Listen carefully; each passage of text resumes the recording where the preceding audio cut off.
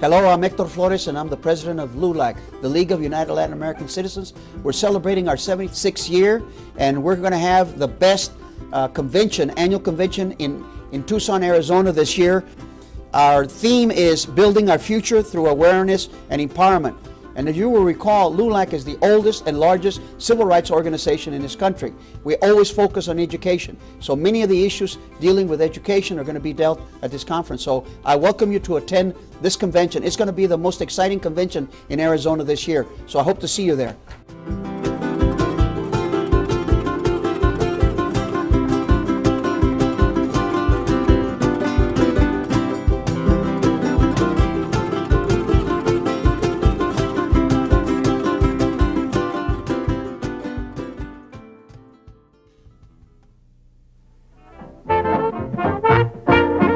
The 20s were known as the Jazz Age, an age of ballyhoo, a time of flappers, flivvers, hip flasks, and the Charleston, a dance we did almost everywhere. But by 1929, an unsuspecting American public was about to be brought to its knees. The country was in a frenzy of speculation, buying more and more stocks with money we didn't have. Then, in October, the stock market collapsed. The Great Depression would cripple America for years to come. It was also the year that three small and virtually unknown Mexican-American groups would unite. The Order of the Sons of America, the Knights of America, and the League of Latin American Citizens came together in Corpus Christi, Texas to form LULAC, the League of United Latin American Citizens. But even in the face of this harsh economic reality, in 1930, LULAC's first major accomplishment was to desegregate hundreds of public places throughout Texas. Barbershops, beauty salons, swimming pools, restaurants, drinking fountains, public dining places, and hotels, where previously Latinos had been barred, were now open. And so it began. LULAC's remarkable 70-year history of fighting for human and civil rights for Latinos all over the U.S. These men had a very simple philosophy that it isn't enough to just take care of your own family. It was true yesterday, it is still true today. You don't bother anyone and you're living in your house and your kids are okay and your family's okay and your house is okay and your car is okay. And you feel that you can now rest because you've done your part in making this community a better place by taking care of your family. You're wrong. You have to now understand that in the future, once you're done with your own family, then you have to step into understanding what your neighbor needs and what your block needs and what your community needs and what your state needs and what your country needs and finally what the planet needs. Early LULAC members understood that. In 1941, when America went to war, her Latino sons enlisted in record numbers. World War II would forever change a generation of Latinos who enlisted as followers and came home leaders. You seldom hear that Hispanics have won, for the percentage of Hispanics that were in the war, have won more Medal of Honors, more commendations, more recognitions than any other group. Like so many other Latinos, as a young man, Lalo Montoya was timid about correcting those who would call him a Mexican. He wasn't. He was U.S. born. Wounded in action, he was awarded the Purple Heart. Standing alone on the review stand, he was honored by the men of his regiment. It would forever change him and hundreds of thousands of other Latinos like him. Then the general comes, and I look around and I said, what the heck going on? And they said, well, it's for you, pendejo, it's for you. And I couldn't grasp it. But then when the general came over, in the Purple Heart, and he saluted me,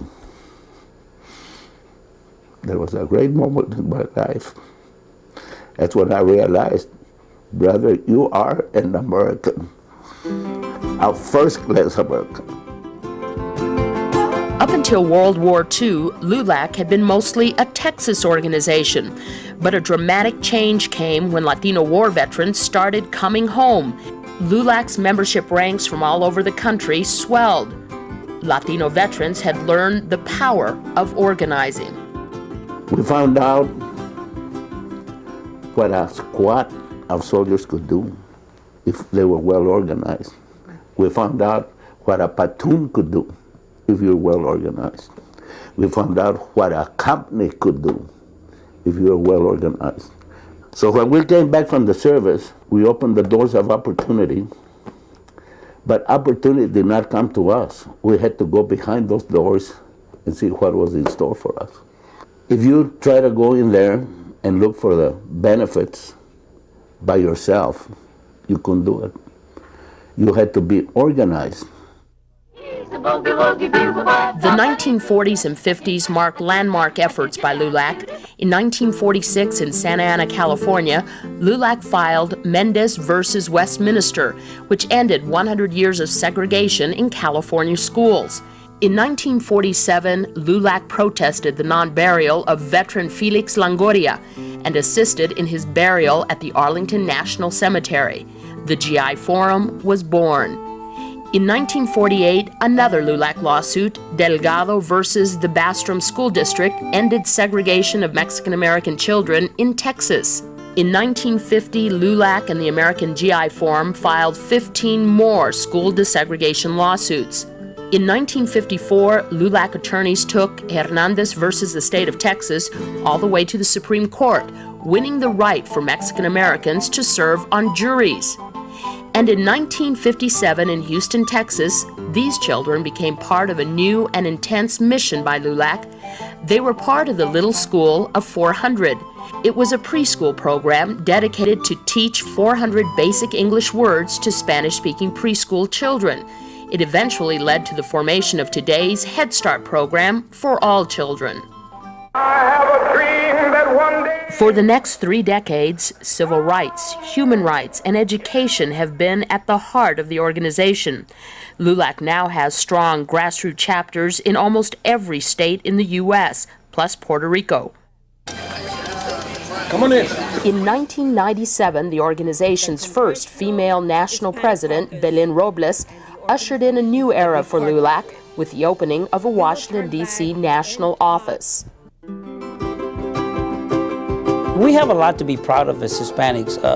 We're a hardworking ethnic group. We're committed to family, we're committed to faith, and we have a lot to contribute to this country. And we need to be proud of what we have contributed in the past and what we can contribute in the future. LULAC is working for the future of our young people.